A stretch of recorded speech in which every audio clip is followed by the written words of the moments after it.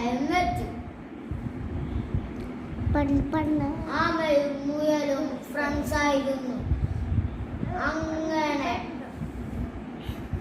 മുയല് പറഞ്ഞു, നമുക്കൊരു ഓട്ട മത്സരം നടത്തിയാലോ?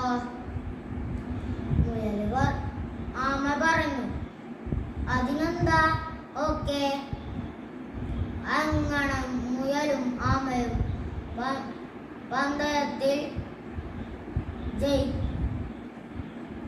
പന്തയത്തിൽ റെഡിയായി നിന്നു. മുയല് വെല്ലുവിളി നടത്തി, ഞാൻ തന്നെ ജയിക്കും.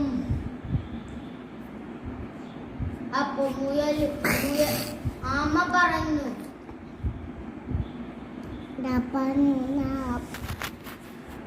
ആമ ഒന്നും മിണ്ടിയില്ല. അങ്ങനെ ഓട്ട മത്സരം തുടങ്ങി.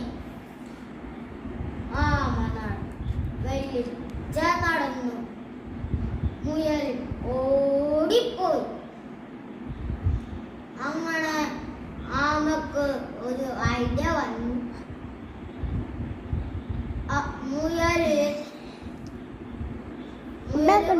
മുയല് ഒരു മരത്തിന്റെ ചുവട്ടിൽ കിടന്നു ഉറങ്ങി. എന്നിട്ട് ആമ വെല്ലിച്ച നടന്നു പോയി. അങ്ങനെ മുയലും ജയിച്ചു. അങ്ങനെ ആമ ജയിച്ചു, മുയല് തോറ്റു.